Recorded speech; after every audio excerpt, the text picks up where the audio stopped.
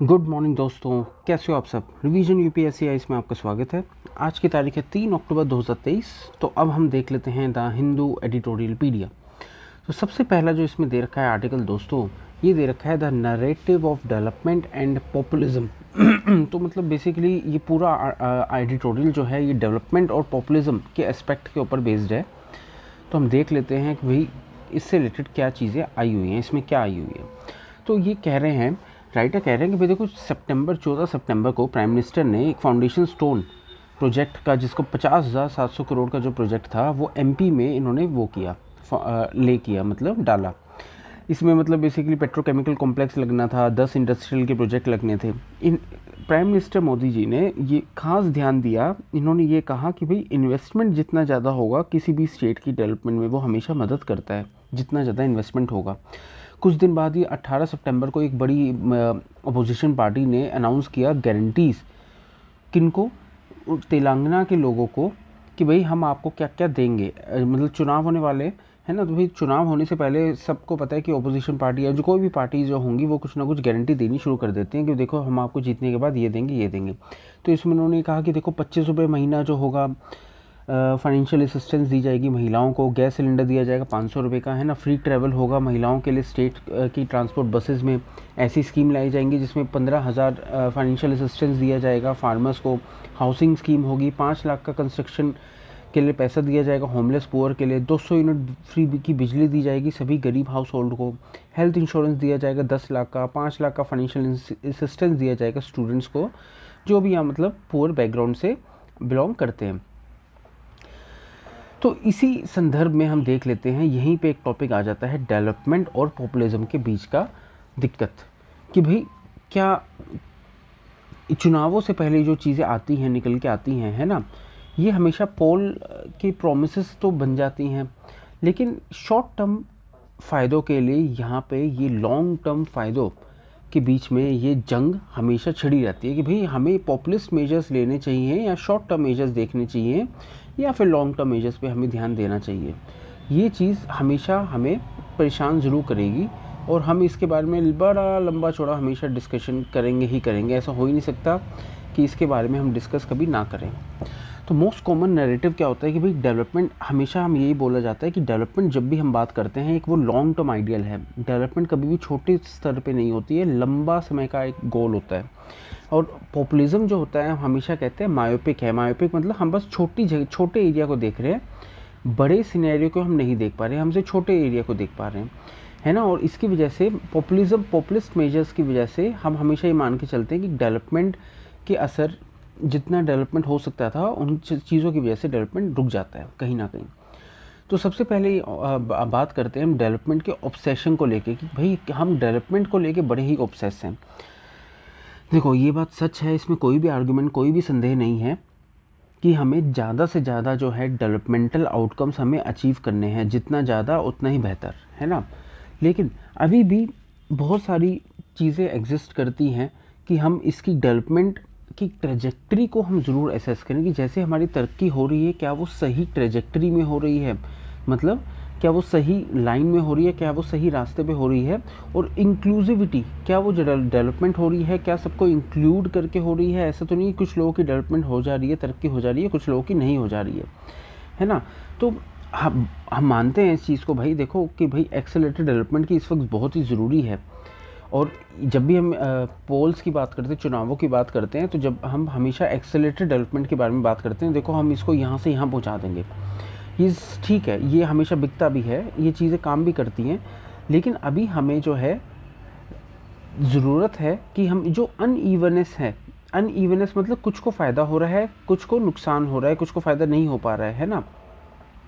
ये जो अनइवननेस के बारे में है, कभी भी पोस्ट पोल टाइम पीरियड में बात नहीं होती है, मतलब जब चुनाव चले जाते हैं उसके बाद कभी बात नहीं होती है।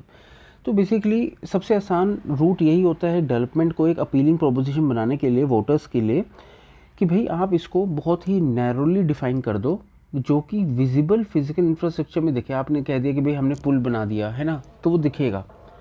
तो आपने स्कूल बना दिया, वो दिखेगा, है ना। अब वो स्कूल में बच्चे जा पा रहे हैं, कौन सी श्रेणी के बच्चे जा पा रहे हैं, ये अलग बात है ना। तो इसके बारे में कोई बात नहीं करेगा, जो विजिबल है फिजिकल इंफ्रास्ट्रक्चर उसके बारे में हर कोई बात कर लेगा। तो यही जो है एडवांटेज इस नैरो डेफिनेशन का, इसकी वजह से ही जो है हमारी जो अचीवमेंट्स होती हैं वो क्वांटिफाइड हो जाती हैं, मतलब हम इनको काउंट कर सकते हैं।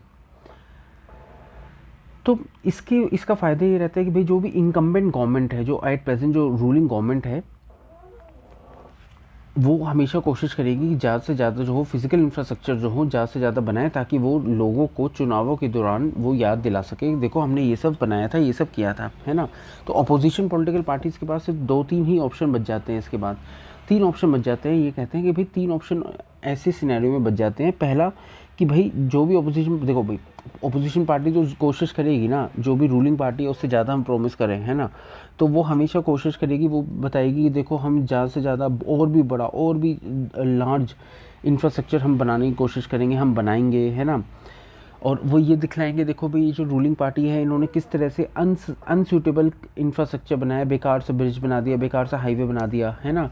और वह हमेशा जो है ऐसी स्कीम जो कि गरीबों के लिए या फिर पॉपुलेशन के लिए लाई गई थी, हमेशा अपोजिशन पार्टी उनकी बुराई करेगी, कहेगी देखो ये बेकार थी, फेल हो चुकी है ना। और ये सब जितने भी हुआ है ये इकोनॉमिक पॉपुलिज्म मेजर्स थे। तो इसलिए दोनों का सिनेरियो जो होगा अलग अलग चलेगा ही चलेगा। तो दिक्कत ये आ रही है कि हम हमेशा तरक्की को एक बड़े बड़े मेगा इंफ्रास्ट्रक्चर प्रोजेक्ट से जोड़ लेते हैं।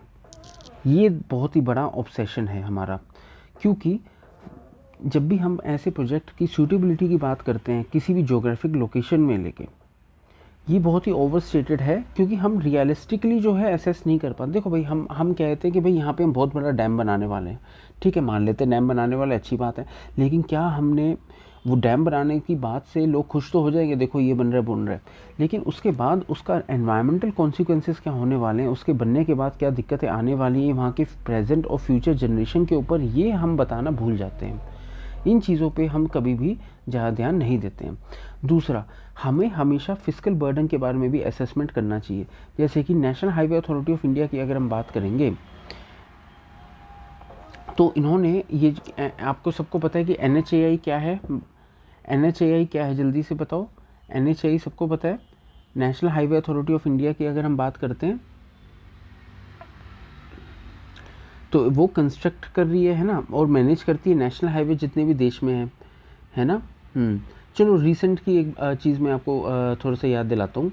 अभी हाल फिलहाल में NHAI ने गाइडलाइंस इशू करी थी कि भाई जो भी एक्सीडेंट प्रोन स्पॉट्स हैं जितने भी नेशनल हाईवेज़ के ऊपर है ना, उनको हम रेक्टिफाई कर दें, उनके बारे में रेक्टिफाई करें थे। तो इसी से रिलेटेड हम थोड़ा सा जान लेते हैं। NHAI से रिलेटेड हम टॉपिक छेड़ रहे हैं। तो भारत में 2021 में दोस्तों 4.12 लाख रोड एक्सीडेंट हुए थे। 4.12 लाख जो हैं सड़क पे दुर्घटनाएं हुई थी, है ना। और इसमें 1.5 लाख लोग जो थे वो उन्होंने अपनी जान गंवा दी थी। ये आई थी road accident in 2021 report, 2000 road accident in India 2021 की रिपोर्ट में आया था, ठीक है। ये चीज़ इसमें आई थी। तो बेसिकली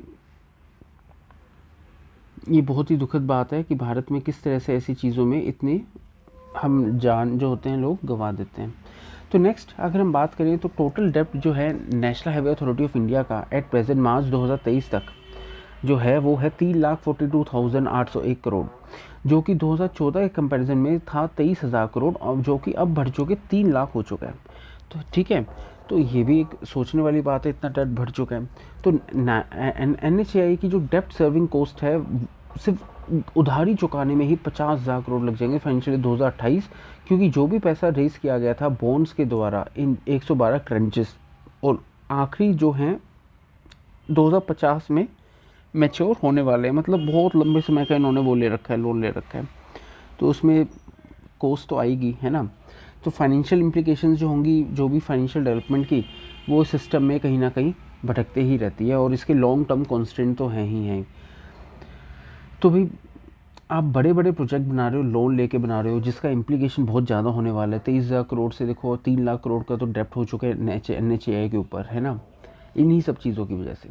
तो देखो पॉपुलिज्म के बारे में अगर हम बात कर लेते हैं, स्पेस फॉर पॉपुलिज्म, तो पॉपुलिज्म की देखो भाई दो डायमेंशन होती है, एक होता है पॉलिटिकल, एक होता है इकोनॉमिक, है ना। एक पॉलिटिकल अप्रोच होती है, एक इकोनॉमिक अप्रोच होती है पॉपुलिस्ट मेजर्स। तो डैनी रोड्रिक के अकॉर्डिंग ये कौन है, ये पॉलिटिकल इकोनॉमिस्ट हैं हार्वर्ड यूनिवर्सिटी के।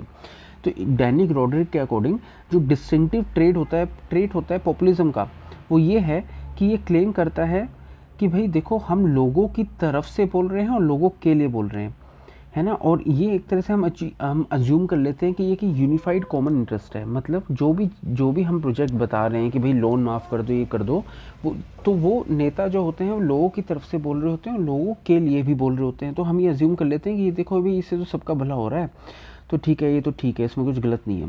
तो जो कॉमन इंटरेस्ट हो जाता है वो पॉपुलर विल हो जाती है, कि मतलब सबसे ज़्यादा लोग क्या चाह रहे हैं, है ना। तो इस सबसे ज़्यादा पॉपुलर विल के अगेंस्ट हमेशा एक आता है कॉन्सेप्ट माइनॉरिटीज़ का, फॉरेनर्स का, है ना, या फिर फाइनेंशियल एलिट्स का, बड़े बड़े लोग जो होते हैं, है ना। क्योंकि भाई बेसिकली यही कहते हैं कि जो ज़्यादा से ज़्यादा लोग जो हैं, पीपल एट लार्ज जो हैं, है ना, वो उनकी ज़रूरतें ज़्यादा ज़रूरी उनको दिखती हैं। सो बेसिकली यही एक हॉलमार्क है पॉलिटिकल पॉपुलिज्म का, जिसकी वजह से यही चीज़ें अलाउ करती है, मेजॉरिटी जो होती हैं वो माइनॉरिटी के राइट्स को ट्रैम्पल कर सकती है। क्योंकि हम हमेशा पॉपुलिस्ट मेजर्स में मेजॉरिटी के बारे में बात करते हैं, पॉपुलर विल के बारे में बात करते हैं, तो उनकी विल हम पूरी कर देते हैं, माइनॉरिटीज़ जो हैं वो कहीं ना कहीं इसमें रह जाती हैं। इकोनॉमिक पॉपुलिस्ट भी जो होते हैं वो भी इस तरह की इकोनॉमिक पॉलिसी जो कि रिस्ट्रेंट करती हो, उनको वो डिसफेवर करते हैं। वो हमेशा चाहते हैं कि ज़्यादा से ज़्यादा शॉर्ट टर्म इंटरेस्ट पे वो ज़्यादा ध्यान देते हैं। मतलब वो ऐसे रूल्स और रिस्ट्रेंट के ऊपर फेवर करेंगे जिससे शॉर्ट टर्म इंटरेस्ट जो होगा वो हमेशा डोमिनेट कर जाएगा इकोनॉमिक पॉलिसी में। जो कि देखो आपको ये पता होना चाहिए कि किसी भी तरह की देश की इकोनॉमिक पॉलिसी जो होती है वहाँ के पॉलिटिकल कंसिडरेशन के बाद ही बनती है ना। और पॉलिटिकल कंसिडरेशन लोगों का असर होता है उसके ऊपर, ठीक है। और ये इकोनॉमिक पॉलिसी होती है, और ये जो इकोनॉमिक पॉलिसी का हमेशा गोल रहता है लॉन्ग टर्म मेजर्स के लिए। लेकिन अब चूंकि पॉपुलिस्ट मेजर्स जो होते हैं पॉलिटिकल के ऊपर प्रेशर डालते रहते हैं, तो इकोनॉमिक पॉलिसी भी कभी कभार जो होती है शॉर्ट टर्म मेजर्स के ऊपर ध्यान देने लगती है। तो मतलब सारी बात यही है कि भाई हमें किसी ना किसी तरह से इन दोनों के बीच में बैलेंस तो हमें बनाना ही पड़ेगा। अब कन्वेंशनल मेथड्स की अगर हम बात करें, तो कन्वेंशनल मेथड जो भी हैं इकोनॉमिक ग्रोथ के, वो ज़्यादा जो होता है डिस्ट्रीब्यूशन पे ऊपर इतना जोर नहीं देते हैं, है ना। जो कि मतलब नॉर्मली हम किसी भी ग्रोथ की कॉन्सिक्वेंसेस पे हमेशा यही देखते हैं ना कि भाई डिस्ट्रीब्यूशन ज़्यादा हो रहा होगा। ये जो कन्वेंशनल मॉडल्स होते हैं ये अज्यूम कर लेते हैं कि जो भी बेनिफिट होंगे ग्रोथ के वो धीरे धीरे ट्रिकल डाउन हो जाएंगे। मतलब ये कन्वेंशनल मेथड देखो हम शुरू से ही मान के चल रहे हैं कि भी जितनी ज़्यादा ग्रोथ होगी वो अपने आप ग्रोथ जो होगी लोगों तक पहुंच जाएगी, ट्रिकल डाउन हो जाएगी, धीरे धीरे टपक के उनके पास चली जाएगी। तो इसलिए ग्रोथ को बेसिकली मानते हैं high tide that lift all boat. मतलब समुद्र में एक बड़ी सी टाइड है जिसकी वजह से कोई बड़ी बोट हो छोटी बोट हो, हर तरह की बोट जो होंगी वो इनके ऊपर तैर ही जाएंगी, ऊपर हो ही जाएंगी। तो ये ग्रोथ एक तरह से हम इसको ऐसे मानते हैं कि हाई टाइड की तरह है जो कि सारी बोटों को वो ऊपर कर लेता है। ये बड़ी अच्छी लाइन है।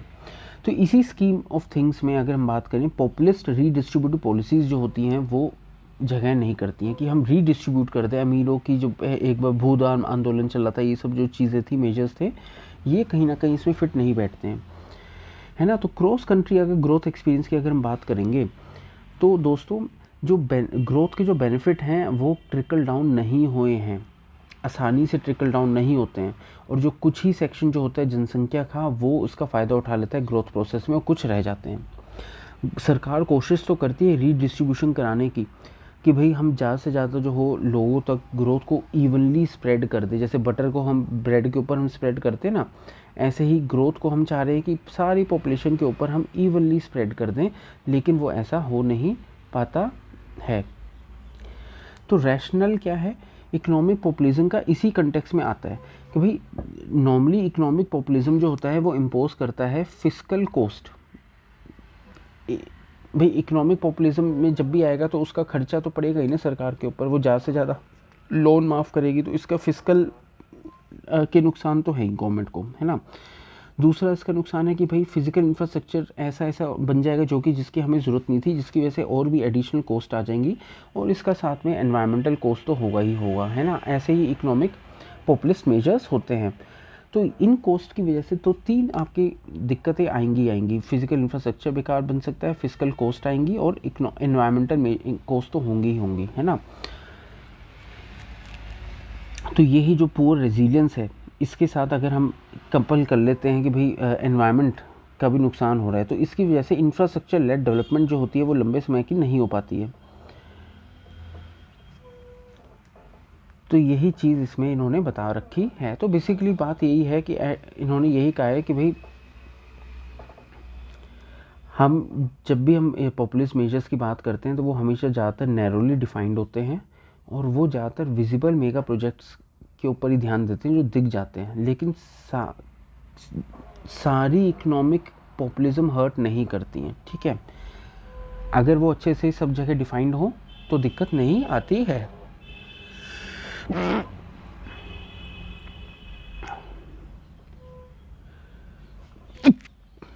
तो हम नेक्स्ट देखते हैं। नेक्स्ट आर्टिकल है criminal laws bill and hollow decolonisation.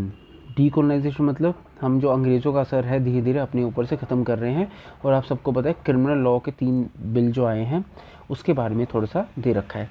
तो बेसिकली क्या था, ये बिल जो थे लोकसभा में इंट्रोड्यूस करे गए थे। IPC 860 को रिप्लेस करके भारतीय न्याय संहिता बिल आया था 2023। CRPC 1973 की जगह आया था BNSS क्या है, भारतीय नागरिक सुरक्षा संहिता। और इंडियन एविडेंस एक्ट 1872 की जगह आया था BSB, भारतीय साक्ष्य बिल। तो IPC की जगह जो आया था आपका BNSB। तो आपके 3 हैं, देखो BNSB, इसको याद करने का ये तरीका है, BNSB, फिर है BNSS, फिर है BSB, ठीक है। आया समझ इसमें क्या चेंज हो गया। इसमें एक तो ये चेंज हुआ, ठीक है, और इसमें जो है BNSB से ही N हट गया, ठीक। तो आपको बस कुछ नहीं याद रखना, आपको बस BNSB याद रखना है, BNSB। एक में आप B की जगह आप S ले आओ, और एक में आप N को हटा दो, BSB बच जाएगा, ठीक है। बस सिंपल N और B का खेल है इसमें। तो BNSB में जो है आपके भारतीय न्याय संहिता बिल, फिर है भारतीय नागरिक सुरक्षा संहिता, फिर भारतीय साक्ष्य बिल। तो अगर हम बात करते हैं भारतीय न्याय संहिता बिल में, इसके पास 356 सेक्शन होंगे। IPC में 511 सेक्शन हुआ करते थे, इसमें 356 सेक्शन होंगे। इसमें 175 सेक्शन जो है अमेंड कर दिए जाएंगे, और 8 सेक्शन जो है इसमें ऐड करे गए हैं, और 22 सेक्शन को रिपील कर दिया गया, 22 सेक्शन को हटा दिया गया, ठीक है। वहीं अगर आप बात करोगे भारतीय नागरिक सुरक्षा संहिता की बात करोगे, तो CRPC में दोस्तों 478 सेक्शन हुआ करते थे, जो कि अब बढ़ा के 533 सेक्शन कर दिए गए। तो कोड ऑफ, ठीक है, 533 सेक्शन हो गए, इसमें 160 सेक्शन बदले हैं, और 9 का रूल है, नो ऐड करे हैं और नो रिपील करे हैं इसमें भारतीय नागरिक सुरक्षा संहिता में। और अगर हम भारतीय साक्ष्य बिल की बात करेंगे, इंडियन एविडेंस एक्ट की बात करेंगे, तो इसमें 170 सेक्शन होंगे और 23 सेक्शन को बदल दिया गया, ठीक है। सो बेसिकली यही इसमें थोड़ा सा है। अब देखते हैं आर्टिकल की ओर हम चलते हैं। तो जब इंट्रोड्यूस करा गया था बिल को 2023 में, अभी कमेटी भी बनाई गई थी। देखो भी 2020 में क्या हुआ था, committee for reforms in criminal law 2020 में बनाई गई थी। जब ये कमेटी बनाई गई थी, बहुत ज़्यादा डीकोलोनाइजेशन के बारे में बोला गया था कि ये किस तरह से बिल जो है डीकोलोनाइजेशन लेकर आएंगे भारत में। लेकिन अनफॉर्चुनेटली ये देखा जा रहा है कि बिल जो है बहुत ही कम डीकोलोनाइज करने वाले हैं इंडियन क्रिमिनल लॉ को। हाँ, लेकिन ये ज़रूर इंडिकेट करा, ये बिल्स जो होते हैं इंडिकेट कर रहे हैं कि किस तरह से जो है कॉलोनियल स्टाइल पावर्स और ज़्यादा इंटेंसिफाई हो जाएंगी। मतलब अंग्रेज़ों की तरह रूल करने वाली पावर्स जो हैं और ज़्यादा इंटेंसिफाई हो जाएंगी, ये ऑथर कह रहे हैं। देखते हैं क्या से क्या हो रहा है। तो कॉलोनाइजेशन की अगर बात करते हैं, ये है क्या। कॉलोनाइजेशन एक प्रोसेस है ऑपरेशन का, जहाँ पे सब लोगों को ऑप्रेस किया जाता है, जहाँ पे कॉलोनाइज्ड जो होते हैं वो एक तरह से व्हीकल बन जाते हैं सुप्रीम कॉलोनियल पावर की, कि वो अपने डिज़ायर्स फुलफ़िल कर पाए। सिंपल सी बात है ना भाई। जो एक तरह से ये प्रोसेस है ऑपरेशन का, वो प्रोसेस है जिसमें जो भी कॉलोनाइज्ड होते हैं, जिनके ऊपर राज करा जा रहा है, वो एक तरह से व्हीकल बन जाते हैं उन लोगों के लिए जो कि उनके थ्रू अपने वो डिज़ायर पूरे करते हैं, ठीक है। तो जिस तरह से अंग्रेज़ों ने भारत के साथ करा था। तो मतलब ये इसमें सारी बात यही निकल के आती है कि जो जिसके पास सत्ता है, जिसके पास ताकत है, उन्हीं के पास राइट्स हैं, और जिसके पास नहीं है उनको उनकी बात माननी पड़ेगी। ठीक है, इसका मतलब इनडायरेक्ट मतलब तो यही निकल के आता है ना। तो इसी दौरान अगर आप बात करें, कॉलोनियल स्टेट जो होती है अपने आप को ये भी कंसिडर करती है कि वो हमेशा विक्टिमाइज हो सकती है इन रूल्स के द्वारा, कि भाई रूल्स जितने बेकार होंगे उसकी वजह से विक्टिम वो भी बन सकते हैं। तो हमेशा कॉलोनियल स्टेट कोशिश करती है कि वो ऐसे कानून बनाए जो कि उसके लिए अच्छे हों, ना कि उसके जहाँ सब्जेक्ट्स के लिए अच्छे हों। मतलब भाई अंग्रेज़ थे, अंग्रेज़ों ने हमेशा कानून अपने हिसाब से बनाए थे, अपने लिए बनाए थे, कभी भारतीयों के लिए नहीं बनाए थे। ठीक है, वो हमेशा कोशिश करते कि ऐसे कानून बने, कानून दिखने के लिए बन जाए लेकिन फ़ायदा उन्हीं को हो। ठीक है, तो यही इसमें सारा खेल है। तो ऐसे लॉज का पर्पस क्या है? भले इंडियन आईपीसी की बात करो 1860, या फिर भारतीय न्याय संहिता की बात करो जो कि रिप्लेस करना चाह रहे हैं, है ना। तो इसमें पर्पस क्या है? पर्पस क्या सिर्फ लॉ एंड ऑर्डर मेंटेन करना है? नहीं, ये पर्पस तो है कि हमें लॉ एंड ऑर्डर मेंटेन करना है, इसलिए हम भारतीय न्याय संहिता ला रहे हैं। लेकिन इसका पर्पस ये भी था कि कॉलोनियल स्टेट का जो अपॉर्चुनिटी थी ये प्रोवाइड करी गई थी कि ये कॉलोनियल स्टेट को एक बेसिकली जब भी आया था आईपीसी, तो कॉलोनियल स्टेट को एक मौका मिला था कि किस तरह से वो अपने आप को एक विक्टिम होने से बचा सके लोगों से। ठीक है, तो इसमें क्या दे रखा है कि भाई over broad and constitutionally suspect. तो इसमें दे रखा है अ कॉलोनाइज्ड और या फिर जो पोस्ट कॉलोनियल लॉ होता है, मतलब डीकोलोनाइज, अगर कोई भी ऐसा कानून बनेगा जिसमें से जिसको डीकोलोनाइज कर दिया गया है, या फिर जो पोस्ट कॉलोनियल लॉ जो है उसकी खासियत ये होगी कि वो रिफ्लेक्ट करेगा लोगों का और स्टेट के प्रति रिलेशनशिप बदला हुआ है ना। क्योंकि कोई भी कॉलोनाइज्ड वर्जन जो होगा, कॉलोनाइज्ड वर्जन में हमेशा स्टेट जो होगी वो ज़्यादा पावरफुल होगी लोगों से। तो हम ये मान के चल रहे हैं कि अगर इसका कोई ऐसा वर्जन आएगा तो जो रिलेशनशिप है लोगों और स्टेट के बीच में वो बदला हुआ मिलेगा। कोई भी इंडिपेंडेंट लोग जो होते हैं, आज़ाद लोग जो होते हैं, वो कभी भी किसी को सर्व करने के लिए नहीं होते। अगर सर्व कर रहे हैं तो आज़ाद कैसे हुए, है ना। लेकिन आज़ाद लोग वो हैं जिनको सरकार सर्व कर रही हो, जिनको उनके वहाँ की गवर्नमेंट स्टेट सर्व कर रही हो, है ना कि लोग सर्व कर रहे हैं। ठीक है, तो देखने का नज़रिया है। एक सिनेरियो में गवर्नमेंट जो होती है सर्व करती है, एक में है लोग जो हैं गवर्नमेंट को सर्व कर रहे हैं। तो जो कॉलोनियल एस्पेक्ट होता है उसमें लोग जो होते हैं वो गवर्नमेंट को सर्व करते हैं, है ना। लेकिन डीकोलोनाइज जब भी हम एस्पेक्ट की बात करेंगे, इसमें एक स्टेट या फिर गवर्नमेंट जो होगी वो लोगों को सर्व कर रही होगी। तो यही फंडामेंटल शिफ्ट की ये बात कर रहे हैं। अगर हम लॉ बदल रहे हैं, डीकोलोनाइजेशन अगर हम लाना चाह रहे हैं, तो इन पहलुओं पे हमें ध्यान देना पड़ेगा। तो ये जो बिल है इन एसेंशियल रिक्वायरमेंट में फेल हो रहा है। यही सारी बात इन्होंने कह रखी है कि ये पूरी तरह से इन चीज़ों को नहीं बदल पा रहा है। तो नेक्स्ट देखते हैं। तो भले मेजर चेंजेस तो आ रहे हैं बिल्स में, है ना, ये तो सच है, लेकिन अभी भी जो है स्टेट को ज़्यादा पावर मिली हुई है इस सिनेरियो में, कि भाई स्टेट को ज़्यादा पावर मिली हुई है। सारा खेल है कि हमें कोशिश करनी है कि भाई लोगों के हाथ में पावर है। यहाँ पे जो है अभी भी स्टेट के हाथ में ही ज़्यादा पावर है। तो अगर हम देखें कि भाई सभी ने चेंजेस इंट्रोड्यूस करने की कोशिश करी बीएनएस के अंदर, जिसमें इन्होंने प्रोविजंस लेकर आए थे ऑर्गेनाइज क्राइम के ऊपर, फॉल्स इन्फॉर्मेशन, जियोपार्डाइजिंग सोवरेनिटी, ऐसी झूठी इन्फॉर्मेशन फैलाना, है ना, या फिर सोवरेनिटी के खिलाफ एंडेंजरमेंट करना, टेररिस्ट एक्ट्स, है ना। तो ये चीज़ें जो हैं इन्होंने ये लेकर आए हैं और ये अभी आ रही हैं, और देखते हैं इसमें क्या होने वाला है। और ये बेसिकली ये कह रहे हैं कि ये जो चीज़ें इन्होंने ये इस बिल के अंदर जो लेकर आए हैं,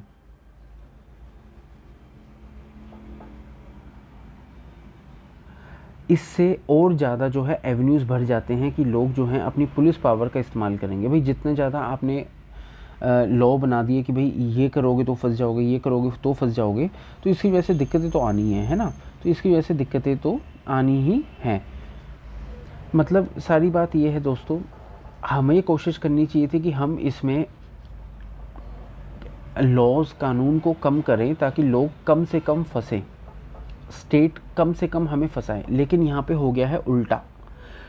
यहाँ पे ये कह रहे हैं कि किस, यहाँ पे तो और ज़्यादा इन्होंने ऐड कर दिया है, जिसकी वजह से पुलिस की पावर और ज़्यादा बढ़ गई है, पुलिस स्टेट बनने की और रास्ते इन्होंने खोल दिए हैं। तो ये भी ये बात कह रहे हैं कि भाई जो न्यू ऑफेंसेस, जिन न्यू ऑफेंसेस की बात कर रहे हैं, ये ऑलरेडी जो है हमारे एग्जिस्टिंग लॉज में कवर्ड हैं, या तो स्पेशल लॉज हों या फिर आईपीसी में कवर्ड हैं, तो आपने कुछ नया काम इसमें नहीं किया। अगर आप बस एक लेयर ऐड कर दो क्रिमिनलाइजेशन की, तो इसमें आपने बेसिकली करा क्या है, आपने एक लेयर और ऐड कर दी है पुलिस की पावर में। मतलब पुलिस के पास अभी तक ये पावर थी, आपने और पावर इसको दे दी है कि नहीं, अब लोग अगर ऐसा भी कर रहे हैं, थोड़ा सा झूठी इन्फॉर्मेशन ऐसी भी कर रहे हैं, तो आप इसके ऊपर अगेंस्ट आप ऐसे एक्शन ले सकते हो। तो अगर हम नोटेबल फीचर की अगर हम बात करें कॉलोनाइजेशन की, तो इसमें खास बात ये थी कि भाई वो सिक्योरिटी के संदर्भ में, देखो हमेशा बात करते हैं हमें सिक्योरिटी बढ़ानी है, और सिक्योरिटी के नाम पे वो उनके पास अनचेक्ड पुलिस पावर आ जाती थी, है ना। तो हमेशा ये हुआ है, हमेशा ये बोलते हैं कि भाई हम अंग्रेज़ों ने क्या किया था, सुरक्षा देंगे, सुरक्षा के नाम पे उन्होंने पुलिस पावर ज़्यादा बढ़ा दी, और जो है पुलिस ने अत्याचार वहाँ पे करना शुरू कर दिया था। ठीक है, तो इस सिनेरियो में भी इंडियन स्टेट ने सिर्फ अपनी पुलिस पावर ही बढ़ाई है। ठीक है, आईपीसी की बात होगी। अब हम बात करें बीएनएसएस जो है आपका भारतीय नागरिक सुरक्षा संहिता जो है, ये रिपील कर रहा है कोड ऑफ क्रिमिनल प्रोसीजर 1973। इस बिल ने भी जो है पावर जो है काफ़ी ज़्यादा बढ़ा दी है। ये अलाउ करता है पुलिस कस्टडी ज़्यादा समय तक हो सकती है, जो कि normal current criminal procedure code में कम थी, और अब जो है इसने पुलिस कस्टडी ज़्यादा बढ़ा दी है कि लंबे समय तक पुलिस जो है अपने पास अपने आप को रख सकती है। कुछ प्रोविज़न जो हैं बीएनएस में, जैसे कि टेररिस्ट एक्ट, ये अलाउ करते हैं पुलिस को ऐसी पावर जो कि अभी normally unlawful activities prevention act से भी ज़्यादा है। मतलब पुलिस के पास और ज़्यादा पावर इसमें आ गई है। तो लेजिस्लेटिव अगर इंक्रीज़ अगर होगा, देखो भी दोस्तों, अगर पुलिस का या फिर पुलिस से रिलेटेड कोई भी एडजेसेंट पावर्स हों, अगर इसका अब ज़्यादा यूज़ अगर होगा, तो इसका मतलब क्या है, पुलिस पावर मतलब कॉलोनियल पावर ज़्यादा इस यूज़ हो रही है, क्योंकि इसमें लोगों का ज़्यादा फंसने के चांसेस बढ़ जाते हैं। ठीक है, तो हम ये ज़रूर बात मानते हैं कि भाई कॉलोनाइजेशन का ही ये एक नतीजा था, जिसमें पुलिस और प्रिजन जो है निकल के आए हैं, है ना। कॉलोनाइजेशन की वजह से ही एक ये प्रोडक्ट है बेसिकली। लेकिन फिर भी जब भी हम डीकॉलोनाइजेशन की बात करेंगे, तो हमें इसमें इनको कम करने की बात होनी चाहिए थी, रैदर की बढ़ाने की बात होनी चाहिए। ठीक है, तो अगर हम डीकॉलोनाइजेशन की बात करेंगे, तो अभी भी ये जो है अनफुलफिल्ड ही है, क्योंकि स्टेट ने अभी भी कुछ भी इंडिकेट नहीं किया है, या ना ही उन्होंने विलिंगनेस दिखाई है कि भाई वो इन एसेंशियल इंस्ट्रूमेंटलिटीज़ जो हैं कॉलोनियल पावर की, मतलब जिन इंस्ट्रूमेंट से कॉलोनियल पावर रूल करता था, मतलब पुलिस पावर, इसको वो बदले, इसको वो कम करें, ऐसा इन्होंने बिल्कुल भी इसमें नहीं होता हुआ दिख रहा है। तो अगर पनिशमेंट अगर आप बढ़ा दोगे बीएनएस में, तो ज़्यादा से ज़्यादा लोग जो होंगे जेल में जाएंगे। अगर ज़्यादा से ज़्यादा लोग जेल में जाएंगे, तो भाई भारत में तो एक समस्या ऑलरेडी पहले से है ना। क्या समस्या है, वो है over crowded bill, over crowded prisons, है ना। जो जेल जो है वो तो ऑलरेडी ओवर क्राउडेड है ना। तो अब इसके बाद क्या होगा, ये इन्होंने ध्यान इसमें नहीं दिया है। तो पर्सपेक्टिव की अगर आप बात करो कि जो नैरेटिव जो सेट किया गया है कि भाई डीकॉलोनाइजेशन हम करने की कोशिश कर रहे हैं इन बिल्स में, हमें इसको आइसोलेशन में नहीं देखना चाहिए कि भाई आप सिर्फ इसको देख लो कि आपने एक दो शब्द हटा लिए, नहीं, इसके पूरे असर क्या होने वाला है, ओवरऑल असर क्या होने वाला है, क्या सच में डीकॉलोनाइजेशन इसमें होने वाली है, इन चीज़ों पे आपको ज़रूर ध्यान देना पड़ेगा। जैसे कि लॉज अगर आप बात करोगे, criminal procedure act, identification act 2022 की, इसने ऑथराइज़ किया था पुलिस को कि पुलिस जो है कन्विक्ट्स के खिलाफ या फिर एक्यूज़ के खिलाफ ऐसे मेजरमेंट ले सकती हैं, उनको कस्टडी में ले सकती हैं, प्रिवेंटेड डिटेंशन के तौर पे भी ले सकती हैं, कि प्रिवेंटेड डिटेंशन भी करी जा सकती है। इसकी वजह से तो भाई कॉलोनाइजेशन तो और बढ़ेगा ना। कॉलोनाइजेशन क्या करते हैं, कॉलोनाइजेशन का हमेशा यही होता था कि आप सर्वेलेंस एक्टिविटीज़ बढ़ाओ, लोगों के ऊपर ज़्यादा से ज़्यादा नज़र रखो, है ना, और ज़्यादा से ज़्यादा स्टेट का कंट्रोल हो। तो ऐसे मेजर्स अगर आप लाओगे, तो इससे तो रेदर कॉलोनाइजेशन बढ़ रहा है, कॉलोनाइजेशन का जो एस्पेक्ट है वो बढ़ रहा है, डीकॉलोनाइजेशन तो कहीं भी होते हुए नहीं दिख रहा है। क्योंकि ये जो आइडिया है डीकॉलोनाइजेशन का, ये हमेशा कॉलोनाइजेशन के विरुद्ध होना चाहिए, उल्टा होना चाहिए, लेकिन ऐसा होते हुए नहीं दिख रहा। ठीक है, क्योंकि ये हमेशा ये रिप्रेजेंट करना चाहिए कि एक रिलेशन जो है स्टेट और सिटीज़न का, वो जो है रीओरिएंट हो रहा है, जिसमें सिटीज़न जो हो वो हमेशा केंद्र में हो और उसके राइट्स को हमेशा ऑनर करा जाए। लेकिन अभी भी जो है रिटोरिक जो सेट किया गया है वो अभी भी इसके होता हमें नहीं दिख पा रहे हैं। तो नेक्स्ट आर्टिकल है building bricks for the future.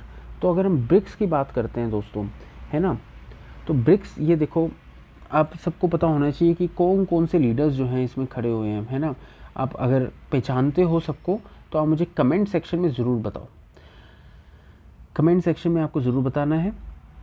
तो चलो ब्रिक्स के बारे में हम जान लेते हैं थोड़ा सा। तो ब्रिक्स है क्या? देखो दोस्तों, 2000 में, अर्ली 2000 में एक गोल्डमैन सैक पेपर निकला था, जिसमें इन्होंने गोल्डमैन सैक का एक पेपर निकला था, ठीक है। गोल्डमैन सैक के पेपर ने इसने कहा था कि भाई फास्टेस्ट ग्रोइंग डेवलपिंग इकॉनमीज जो होनी चाहिए वो G7 में नहीं है। तो ब्रिक्स कंट्री ने 2006 में डायलॉग अपना शुरू किया और 2010 में साउथ अफ्रीका को ऐड किया था, ठीक है। ब्रिक्स में 2010 में साउथ अफ्रीका ऐड कर दी थी, तो तभी से जो है ब्रिक्स निकल के आया था। तो अगर आप ब्रिक्स की बात करोगे तो ब्रिक्स में पॉपुलेशन शेयर कितना है? पूरी दुनिया का 41% पॉपुलेशन शेयर है।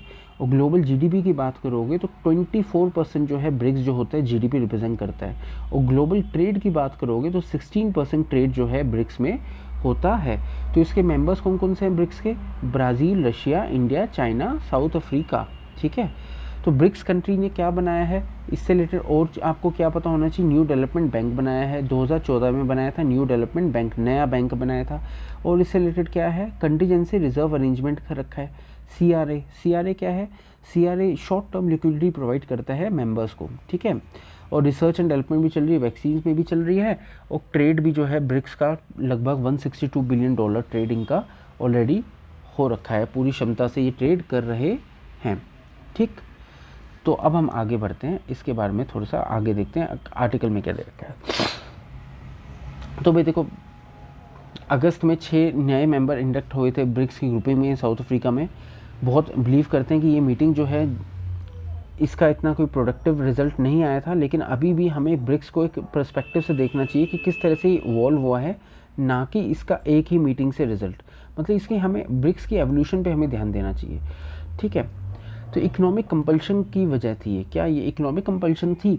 तो ये इंपॉर्टेंट, बहुत ज़रूरी है नोट करना कि ब्रिक्स जो है इकोनॉमिक कंपल्शन के तौर पे इमर्ज हुआ था, है ना। इसमें कोई मिलिट्री और सिक्योरिटी सपोर्ट नहीं प्रोवाइड होता है कि भाई जैसे नाटो होता है कि यूरोपियन अलायंस हो गए, कनाडा, जिसमें आपको मिलिट्री उसकी सपोर्ट प्रोवाइड होगी, इसमें ऐसा नहीं है। या फिर इसमें आपस की पॉलिसी मेकिंग में भी देश जो है इन्वॉल्व नहीं है, ना ही ये पीस कीपर्स हैं, ये बस इकोनॉमिक कंपल्शन के ही तरह ही बने थे।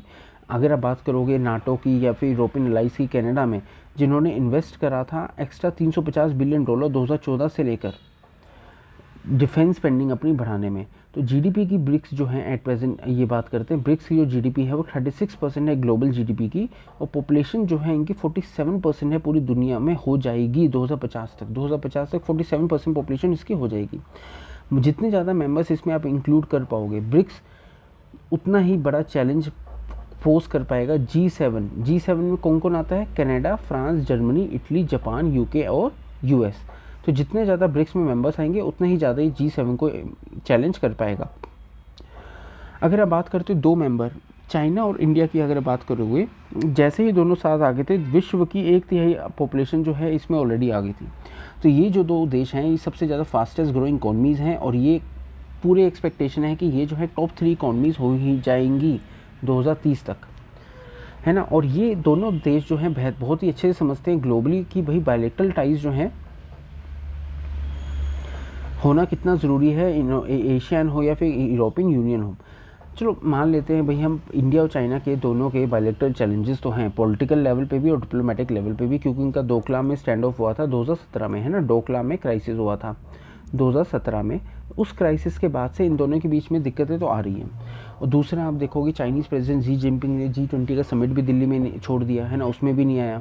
तो क्या इसका असर पड़ेगा इकोनॉमिक ऑपरेशन के ऊपर? ऐसा नहीं लगता है कि इनका इकोनॉमिक ऑपरेशन के ऊपर असर पड़ेगा, क्योंकि हमें हमेशा पता होना चाहिए कि इकोनॉमिक्स और बिजनेस जो होती हैं वो हमेशा पॉलिटिक्स को ट्रम्प कर जाती हैं, मतलब इसको पछाड़ देती हैं। हमेशा हमें बात करेंगे इकोनॉमिक्स और बिजनेस की सबसे ऊपर, फिर बाद में आएगा पॉलिटिक्स। तो ऑल्टरनेटिव की सर्च करने की इसमें बात आ रखी है। तीसरी अगर हम बात करें, कुछ पोलराइजेशन हो रखा है यूएस के बीच में और पूरी दुनिया को लेके। क्योंकि ये ट्रंप एडमिनिस्ट्रेशन के दौरान ज़रूर देखने को मिला था। बहुत सारे देश जो हैं इनका इश्यूज़ हैं यूएस का, जो भी अमेरिका ने स्टैंड ले रखा है चाइना के अगेंस्ट, तो बहुत देशों को इस चीज़ से तकलीफ़ है।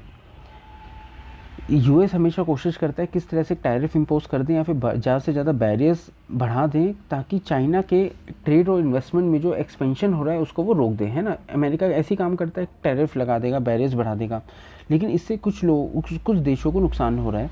और चाइना ने देखो बहुत सारे एरियाज, जैसे कि आपका कम्युनिकेशन इंफ्रास्ट्रक्चर हो गया या फिर इलेक्ट्रिक मोबिलिटी हो गया, इन चीज़ों में जो है बहुत ज़्यादा तरक्की कर ली है, जिसको यूएस बिल्कुल भी पसंद नहीं कर रहा है। यूएस चाह रहा है, अमेरिका चाह रहा है कि भाई इसको हम रोक दें, है ना, क्योंकि ये अमेरिका का कभी क्षेत्र हुआ करता था, अब जो है चाइना जो है कब्ज़ा करते जा रहा है। तो ऐसे देश ग्रुपिंग में आना चाह रहे हैं। तो ब्रिक्स ग्रुपिंग की अगर बात करोगे तो चाइना क्या डोमिनेंट प्लेयर है? नहीं, चाइना डोमिनेंट प्लेयर नहीं है, लेकिन डेमोक्रेटिक कंट्रीज जैसे कि इंडिया, साउथ अफ्रीका, ब्राज़ील, ये इसको काउंटरवेट प्रोवाइड करते हैं, है ना, कि भाई एक राज्यों में अगर चाइना है तो दूसरे उसमें ये सब बैठे हैं जिसको काउंटरवेट कर पाते हैं, जिसकी वजह से। तो रिफ्यूजीज़ जिस तरह से यूरोप में ट्रीट करे गए थे, अगर हम बात करें जैसे रिफ्यूजीज़ जो थे यूरोप में किस तरह से ट्रीट करे गए थे, इसकी वजह से पॉजिटिव पर्सपेक्टिव तो दुनिया को नहीं नज़र आया था, है ना, कि भाई ये बहुत ही अच्छे ग्लोबलाइज्ड वे में काम कर रहा है, ऐसा तो बिल्कुल भी नज़र नहीं आया था। या फिर जैसे अमेरिका जो है किस तरह से WTO ऑर्गेनाइजेशन के जो रूल्स हैं वो फ्लॉट करते रहता है, हटाते रहते हैं, और फ्लॉट भी करता है। दूसरी बात, उसको पिनलाइजेशन भी नहीं होती, उसके ऊपर कोई नेगेटिव रिपरकशंस भी नहीं आते हैं, है ना। देखो मतलब कितनी बड़ी बात है, अब दुनिया के लिए तो रूल बना दो, खुद के लिए कोई रूल नहीं है। तो इसलिए दूसरे देशों को जो है दूसरे अरेंजमेंट अब देखने के लिए मजबूर होना पड़ रहा है। तो ऑल्टरनेटिव सर्च करने की बात अगर हम बात करते हैं, तो जैसे कि हमने नॉन अलाइंड मूवमेंट शुरू किया था कोल्ड वार के चैलेंजेस को टैकल करने के लिए, इसकी वजह से एक नए ऑर्डर को एक नई होप मिली थी। ऐसे ही 6 न्यू मेंबर्स लास्ट मीट में इंडक्ट करे गए। तो जैसे जैसे ब्रिक्स जो है वो ग्रो करेगा, उनके ऐसे ही जो है उनका ट्रेड का बिजनेस हो या फिर इन्वेस्टमेंट प्रोटोकॉल्स हो, वो नए नए बनते जाएंगे, और हमें नए नए फ्री ट्रेड एग्रीमेंट्स और इकोनॉमिक ब्लॉक्स देखने को अभी फ्यूचर में मिल सकते हैं। चौथी अगर हम बात करेंगे, यूएस डॉलर जो है भाई बहुत ही डोमिनेंट ग्लोबल करेंसी है अभी तक, है ना। और हमने ये कई बार देखा है कि जो ट्रैवलर्स चेक है लोगों के, जिसमें ऑथराइज करेंसी भी थी, डॉलर बिल के इक्विवेलेंट वो ऑथराइज करेंसी थी, वो भी जो है किस तरह से उनका हालत ख़राब हो गई थी, मतलब वो भी उसकी वैल्यू ख़त्म हो गई थी। तो जिस तरह से जो डिजिटल प्लेटफॉर्म जो हैं अब रास्ते में आ चुके हैं, देशों के बीच में आ चुके हैं ना डिजिटल प्लेटफॉर्म, तो डिजिटल करेंसी जो है अब एट प्रेजेंट फ्यूचर है। डिजिटल करेंसी की अगर हम बात करें तो अब वो फ्यूचर है।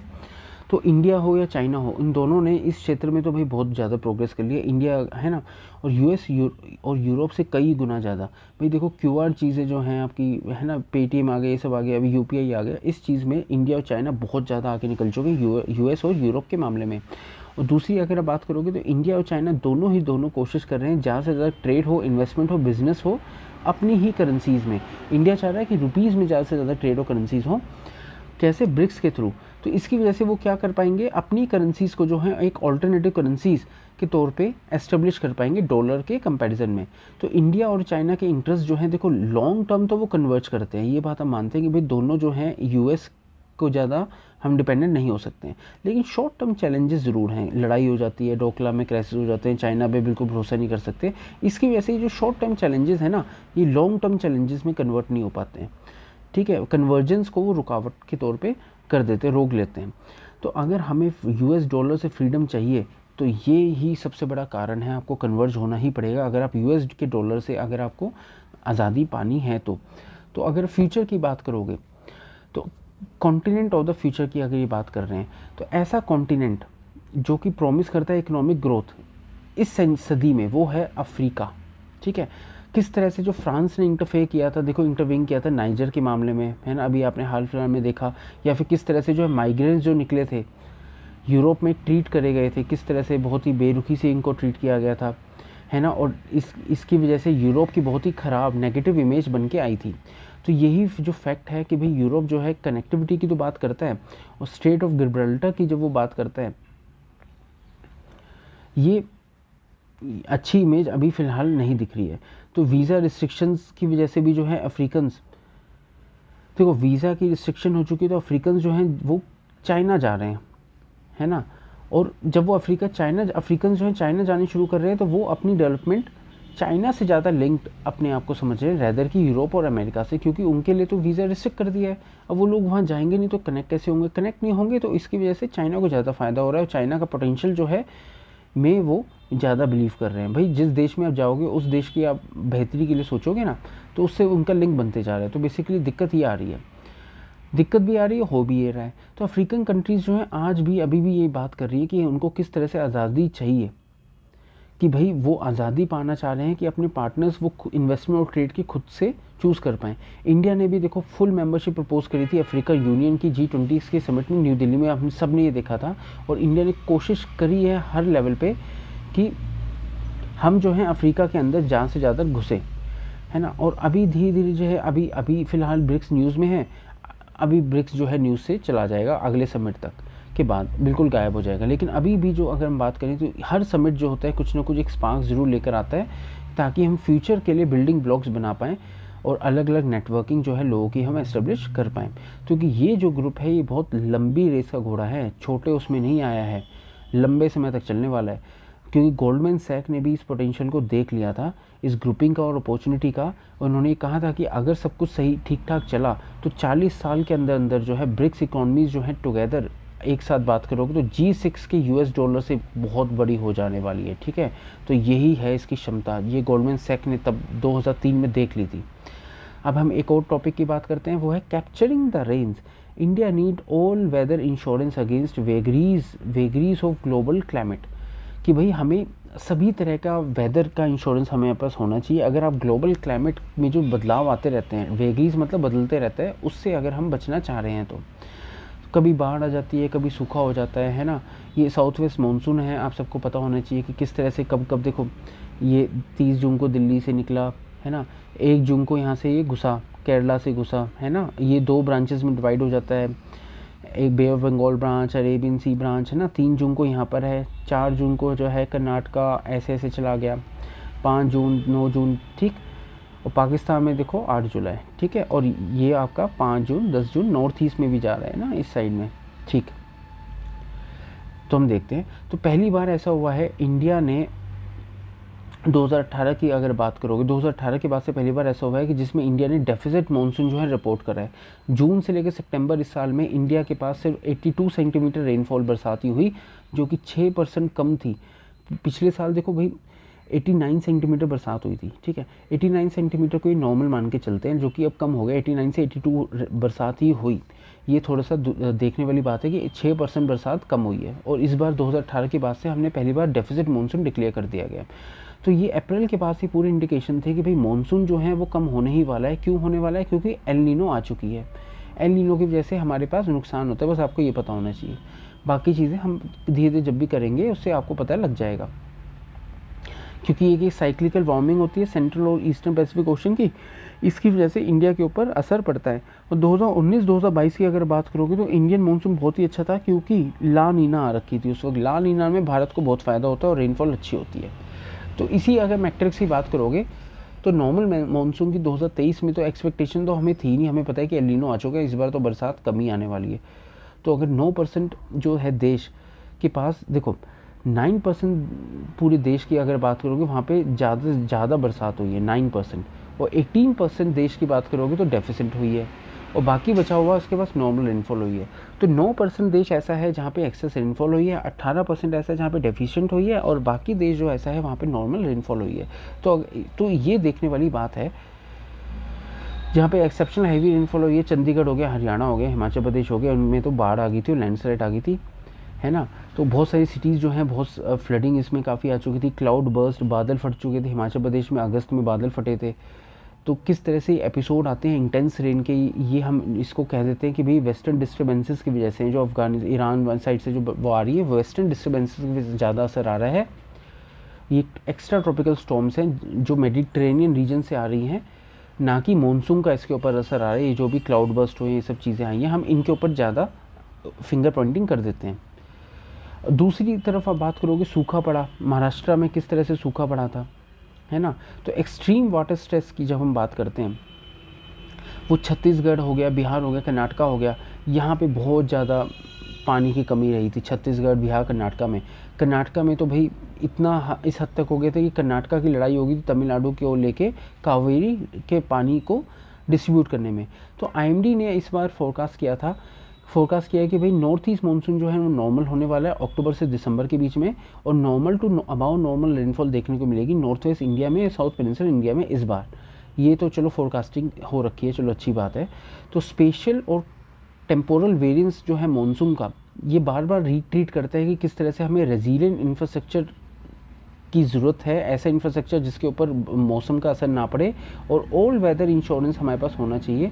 ऐसा इंश्योरेंस होना चाहिए जो कि सभी वेदर्स को, भले वो बाढ़ आए या सूखा पड़े, वो कवर करे, ठीक है। और हमें ज़्यादा से ज़्यादा पैसा और जो है मनी इस ओर हमें डायरेक्ट करना चाहिए, हमें फोरकास्टिंग मॉडल्स के ऊपर ध्यान देना चाहिए, यही इसमें थोड़ा सा दे रखा है।